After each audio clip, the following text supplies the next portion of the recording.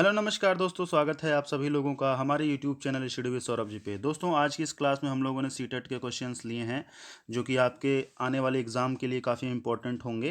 तो first question है, नदी में एक नाव की चाल 25 किलोमीटर प्रति घंटा है और दूसरी नाव की चाल 30 किलोमीटर प्रति घंटा है। तो कह रहा है जब ये एक ही स्थान से एक ही दिशा में चलती हैं तो 2 घंटे पश्चात उनकी दूरी क्या होगी। देखिए, ये नदी है हमारी, ठीक। इस नदी में दो नावें हैं, ठीक है। अब दोनों नावें क्या कर रही हैं, एक ही स्थान से एक ही दिशा की ओर चलना प्रारंभ करेंगी। जब एक ही दिशा की ओर चलना प्रारंभ करेंगी तो क्या होगा, जरा ध्यान दीजिएगा। पहली नाव की स्पीड 25 किलोमीटर प्रति घंटा है और दूसरी नाव की स्पीड कितनी है, दूसरी नाव की स्पीड 30 किलोमीटर प्रति घंटा है। जरा इस वर्डिंग को ध्यान दीजिएगा। कह रहा 25 किलोमीटर प्रति घंटा, मतलब एक घंटे में वो चलेगी कितना, एक घंटे में वो चलेगी 25 किलोमीटर, ठीक है। और चल कितना रहा है, चल रहा है सिर्फ 2 घंटे, इससे ज़्यादा नहीं चल रहा है।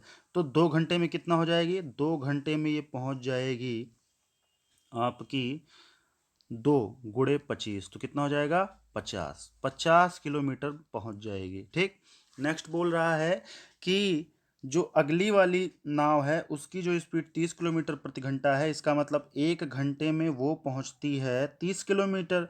तो ये बताइए 2 घंटे में कितना किलोमीटर पहुंचेगी, 2 × 30 तो कितना हो जाएगा, 60 किलोमीटर। अब यही पूछ रहा है। देखिए, जो जिसकी स्पीड ज़्यादा होगी वो आगे निकल जाएगी और जिसकी स्पीड कम होगी वो पहले ही थोड़ा पीछे ही रह जाएगी। तो यही इन दोनों के बीच का अंतर ही तो पूछ रहा है। तो देखिए कितना आसान क्वेश्चन है। सबसे पहले वाली जिसकी स्पीड ज़्यादा थी वो 60 किलोमीटर दूर चली गई और जो सबसे कम वाली थी वो 50 किलोमीटर ही जा पाई। तो इन दोनों के बीच का अंतर कितना आ गया, 10 किलोमीटर। तो आंसर होगा आपका 10 किलोमीटर। ऑप्शन नंबर ए आपका राइट आंसर है, ठीक है। नेक्स्ट क्वेश्चन देखते हैं। नेक्स्ट क्वेश्चन बोल रहा है 5, 10, ये कामा है, ठीक है ना। ये क्या है, कामा है, ठीक। तो ऐसे भी लिख सकते हो आप, ऐसे यहाँ में लिख देता हूँ 5, 5, 10, ठीक है। 5, 10 और 35, ठीक है ना। ये संख्याएं हैं आपके तीन, और इन तीनों संख्याओं का क्या करना है आपको। बोल रहा है कि सबसे छोटा सार्वगुणज और सबसे बड़ा सार्वगुणनखंड का अंतर बता दो। सबसे पहले तो आप ये जान लीजिए सार्वगुणज और सार्वगुणनखंड होता क्या है। सार्वगुणज का मतलब होता है एलसीएम। सार्वगुणज का मतलब होता है एलसीएम और सार्वगुणनखंड का मतलब होता है एचसीएफ, ठीक है। ये दो चीज़ें आप जानते रहिएगा। वैसे कॉमन तो एलसीएम एचसीएफ ही है, बट इसकी जो नया एक शब्द है जो इस तरीके से इसकी हिंदी मीनिंग निकल के आती है वो इस तरीके से भी कहा जाता है। सार्वगुणज को इंग्लिश में एलसीएम और सार्वगुणनखंड को हम लोग एचसीएफ के नाम से जानते हैं। तो इन तीनों संख्याओं का हमें क्या निकालना है, एलसीएम और एचसीएफ निकालना है। देखिए, एलसीएम निकालने का तरीका मैंने बताया है। एक तो मैंने टेबल वाला मेथड बताया है, एक बताया है कि इसका फैक्टराइजेशन कर लो। तो देखो 5 का करेंगे तो 5 से ही जाएगा, तो 2 से जाएगा। तो 2 से जब जाएगा तो क्या होगा, जरा देखिएगा। 2 से जब जाएगा तो 2 सिर्फ किससे, 10 वाले को ही डिवाइड करेगा, तो यहाँ 5 ऐसे ही उतर जाएगा। 5, 2 × 5 = 10 और 35 यहाँ हो जाएगा। फिर 5 से जाएगा तो 5 × 1 = 5, 5 × 5 = 5, 5 × 7 = 35। अब 7 से पूरा ये डिवाइड हो जाएगा तो हमारा आ जाएगा 2 × 5 = 10, 10 × 7 = 70। तो एलसीएम तो हमारा 70 आ गया। एलसीएम कितना आ गया, 70 आ गया। अच्छा, मैंने एक मेथड और बताया है आपको एलसीएम निकालने का, कि गुणनखंड से भी हम निकाल सकते हैं, ठीक है ना। जैसे टेबल जो हम करते हैं ना काउंट, उससे भी निकाल सकते हैं। तो एलसीएम तो फिलहाल हमारा 70 आ रहा है। देखिए कैसे हम लोग इसको ना करना पड़े, आसानी से कैसे निकाल सकते हैं, ध्यान दीजिएगा। क्वेश्चन है हमारा 5, 10 और 35, ठीक है ना। 5 और 10, 35, सबसे बड़ी संख्या इसमें फाइंड करो। सबसे बड़ी संख्या क्या है, 35 है। अब 35 का आप पहाड़ा पढ़ो तो उसमें अगर वो 5 का भी टेबल आ जाए और 10 का भी टेबल आ जाए तो ही वह नंबर क्या होगा, उसका इन तीनों का एसएफ होगा। तो 35 × 35, 35 × 35, तो 35 जो है 5 से, तो 5 की टेबल तो आती है, 5 7 35, बस 10 की टेबल नहीं आती है। 10 तियां 30, 10 चौके 40 हो जाता है। तब इसके आगे 35 दूना कितना होता है, 35 दूना होता है 70। तो 35 दूना अगर 70 होता है तो इसका मतलब देखिए 5 की टेबल में आता है 14 × 5 = 70, 10 × 7 = 70 और 35 दूना 70। देखिए सबकी टेबल में 70 आ रहा है, तो इसका मतलब यही इसका क्या है, एलसीएम है। तो काफ़ी आसान है। ऐसे भी हम लोग इसको फाइंड कर सकते हैं। अब एचसीएफ निकालते हैं। तो देखिए एचसीएफ कैसे निकालेंगे, एचसीएफ निकालने का मेथड मैंने बताया है, एक तो डिवीजन मेथड बताया है और एक मेथड बताया है कि आप नॉर्मली क्या कर सकते हो, इसका फैक्टराइजेशन कर दो अलग अलग, और जो कॉमन हो वही क्या हो, उसका एचसीएफ होगा। तो 5 का फैक्टराइजेशन होगा, 5 का गुणनखंड तो 5 आएगा, 10 का करेंगे तो 5 गुणे 2 होगा, और 35 का करेंगे तो 5 गुणे 7 होगा। ठीक, तो सबसे दो तीनों में क्या कॉमन है, 5 कॉमन है और कोई कॉमन है ही नहीं, तो यही 5 क्या होगा, आपका एचसीएफ निकल आएगा। पूछ रहा है जब ये दोनों निकल आवें तो आप ये बता दीजिए कि इनका अंतर क्या है। तो 75 और 5 का अंतर कितना आएगा, 65 आ जाएगा। तो आंसर आपका हो जाएगा 65। ऑप्शन नंबर सी क्या हो जाएगा, करेक्ट आंसर आपका हो जाएगा। ठीक है, नेक्स्ट क्वेश्चन देखिए। नेक्स्ट क्वेश्चन में बोल रहा है कि आप ये बताइए संख्या 105 के गुणनखंडों की संख्या कितनी है। तो देखिए बहुत ही इजी क्वेश्चन है। सबसे पहले इसका आप फैक्टराइजेशन कर लीजिए, गुणनखंड कर लीजिए। कैसे करेंगे, देखिए सीधा सीधा, ठीक है, जो आपके अभाज्य गुणनखंड होते हैं उसी को करिए आप। तो देखिए 5 है, ये किससे डिविजिबल है, 5 से, तो 5 से भाग देंगे, 5 दूना 10, 5 एकम 5। ठीक है, अभी देखिए 3 से भी विभाजित था तो इसको पहले 3 से ही कर लेते हैं फिर आगे करेंगे। ठीक है ना, देखिए 3 से विभाजित तक नियम कहता है कि अगर सभी संख्या के सभी अंकों का योग 3 से डिविजिबल है, 3 से भाग दिया जाता है, तो वह संख्या भी 3 से विभाजित होगी। तो 5 0 5 और 1 6, तो 6 क्या, 3 से विभाजित है, तो इसका मतलब ये 3 से भी विभाजित होगी। तो 3 त्रिका 9 और 3 पचे 15। ठीक है, अब ये 5 से देखते हैं। 5 से विभाजित का नियम है कि लास्ट में आपका जो इकाई का अंक है वो क्या होना चाहिए, 5 होना चाहिए या 0 होना चाहिए। तो वह संख्या क्या होगी, 5 से विभाजित होगी। 5 सते 35।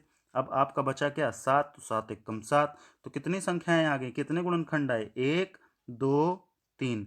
तो गुणनखंडों की संख्या कितनी है, गुणनखंडों की संख्या 3 है। तो ऑप्शन नंबर बी आपका क्या हो जाएगा, करेक्ट आंसर हो जाएगा। गुणनखंडों की संख्या कितनी है, 3 है। चलिए नेक्स्ट क्वेश्चन देखते हैं। नेक्स्ट क्वेश्चन बोल रहा है कि यदि समय अब 3:17 PM है, ठीक है, अभी कितना हो रहा है, 3:17 शाम के। ठीक है, तो बोल रहा है अब से 11 घंटे 59 के बाद क्या होगा। ठीक है, जरा ये देखिए, समय टोटल एक दिन में 24 घंटे होते हैं और 24 का आधा होता है 12। तो देखिए सुइयाँ हमारी कुछ इस तरीके से होती हैं, 12 6। ठीक है, अगर 12 बज रहा है तो 6 घंटे बाद कहाँ पहुँचेगा, 6 पे, फिर 6 घंटे बाद कहाँ पहुँचेगा, 12 पे। मतलब अपने आप को यही संख्या कब दोहराएगी, 12 घंटे बाद। ठीक है, लेकिन अभी 12 बजे अगर दिन का हो रहा है तो 12 घंटे बाद क्या हो जाएगा, रात का 12 हो जाएगा। ठीक है ना, यही सिर्फ इतना अंतर होता है। ठीक है, तो इसी तरीके से हम इस क्वेश्चन को भी सॉल्व करने के लिए देखेंगे। कह रहा है कि अभी कितना हो रहा है, 3:17। ठीक है, ये PM हो रहा है। ठीक है, मैंने जैसे बताया कि जब इसमें 12 घंटे होंगे तब भी ये कितना होगा, 3:17 होगा। बस इतना हो जाएगा कि अभी ये सुबह का है। ठीक है ना, बस ये होगा। तो लेकिन 12 घंटे तो पूरा है नहीं, कितना है, 11 घंटे 59 मतलब 1 मिनट कम। तो 1 मिनट इसमें से कम कर दो तो 3:16 होगा, किसका, सुबह का। तो देखिए कितना आसानी से हम लोग कितनी आसानी से इसको हम सॉल्व कर पाए।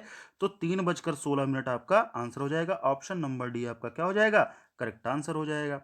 तो नेक्स्ट क्वेश्चन देखते हैं। नेक्स्ट क्वेश्चन बोल रहा है 3:30, साढ़े नहीं लिखा, साढ़े है वो, ठीक है ना, 3:30 3.5 मतलब 3:30 मतलब कितना होता है, 3.5। ठीक है, तो 3.5 समकोणों मतलब क्या होता है, 90 डिग्री। समकोणों में डिग्रियों की संख्या बताइए। तो हमें सीधा सीधा गुणा करना। देखिए 0 से 1 0 से ये दशमलव कैंसिल हो जाएगा। तो 9 पचे 45 और 4 9 त्रिक 27, 4 कितना होता है, 31 होता है।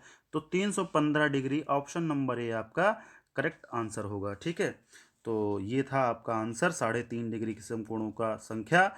तो अब देखते हैं अगला क्वेश्चन। अगला क्वेश्चन क्या कह रहा है, काफ़ी इजी क्वेश्चन दिख रहा है। बस इसके कॉन्सेप्ट को आप जरा समझिए। बस देखिए कह रहा है 11 इकाइयाँ। इकाइयाँ मतलब क्या होता है, इकाई मतलब 1 होता है। तो 11 गुणे 1 बराबर 11। ठीक, फिर कह रहा है 11 दहाइयाँ मतलब 11 गुणे 10 बराबर 110। ये क्या हो गया, 11 दहाइयाँ। फिर कह रहा है 11 सैकड़ा मतलब 11 गुणे 100 बराबर कितना होगा, 1100। ठीक है, कह रहा है बराबर है। अब बताइए ये सब किसके बराबर है, तो जरा इसको ऐड कर देते हैं, क्योंकि ऐड ही तो किया गया है। 1100, 110 और 11, तो 1001, 122, 122 और 1, तो मतलब 1221 आपका आंसर होगा। 1221 आपका ऑप्शन नंबर सी है।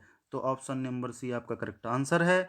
ठीक है, नेक्स्ट क्वेश्चन देखते हैं। नेक्स्ट क्वेश्चन क्या कह रहा है? नेक्स्ट क्वेश्चन बोल रहा है कि 500, 509 और 3028 का योग है। ठीक है, 509, 500 लिख लीजिए 509, और बोल रहा है 3028, तो 3028 इस तरीके से लिखेंगे। इनका योग बताइए, मतलब इनको जोड़ना है। तो 9 8 कितना होता है? 9 8 होता है 17, 17 के साथ हासिल 1 आ जाएगा, 2 1 हो जाएगा 3, और 5 आपका यहाँ आ जाएगा और 3 आ जाएगा, तो 35 37 आपका आंसर होगा। तो ऑप्शन नंबर बी क्या हो जाएगा? करेक्ट आंसर हो जाएगा। तो कुछ चीज़ें और आप नोट कर लीजिए, आपके एग्ज़ाम के लिए इम्पोर्टेंट होता है। ठीक है, देखिए 2 चीज़ें होती हैं जो कि बहुत पूछी जाती है। सबसे पहले तो आप जान लीजिए, जैसे मान लीजिए कोई त्रिभुज दिया है। ठीक है, कोई त्रिभुज दिया है। अब इस त्रिभुज में क्या हो? एक बाह्य कोण है। ये तो 3 आंतरिक कोण होंगे। ठीक है, लेकिन यही आपका क्या है? बाह्य कोण है। इसकी वैल्यू मान लो x दी गई है, और इसकी वैल्यू कितनी दी गई है? 60 दी गई है, और इसकी वैल्यू कितनी दी गई है? 60 दी गई है। ठीक है, इन दोनों की वैल्यू 60 60 दी गई है। तो एक प्रॉपर्टी बनती है, वो प्रॉपर्टी क्या कहती है कि जो बाह्य कोण होगा वह अपने विपरीत आंतरिक कोणों, यही तो दो आंतरिक कोण है इसके विपरीत, तो इन दोनों आंतरिक कोणों के योग के बराबर होगा। तो इसका मतलब x बराबर होगा, x बराबर होगा क्या? x बराबर होगा आपका 60 प्लस 60। ठीक है, तो 60 प्लस 60। ठीक है, तो आंसर आ जाएगा क्या? आंसर आपका आ जाएगा 120 डिग्री। ठीक, तो ये आ जाएगा 120 डिग्री। एक्स की वैल्यू क्या आ जाएगी? 120 डिग्री। इस तरीके के क्वेश्चन बहुत आपके एग्जाम में पूछे जाते हैं। ऐसे ही हम लोग एक एक टॉपिक ऐसे आपके साथ डिस्कस करते रहेंगे क्वेश्चंस के लास्ट में। तो एक क्वेश्चन मैं आपके लिए होमवर्क में दे रहा हूँ, इसको आप करके दिखाइएगा हमको, और बताइएगा कि आंसर क्या आएगा। कमेंट बॉक्स में आपको बताना पड़ेगा। ये एक्स है, तो ये आपका कितना है? ये आपका मान लीजिए 35 डिग्री है। तो पूछ रहा है ये आपका 65 डिग्री है, तो बोल रहा है कि x की वैल्यू बताओ। ठीक है, तो ये 35 है, और ये 35 है, और ये आपका 65 है, तो x की वैल्यू बताना है आपको। ये आपका क्या है? होमवर्क है, इसे हमें करके दिखाइएगा। तो आई होप चीज़ें आपको अच्छी लग रही होंगी। आज के लिए बस इतना ही। Thank you class.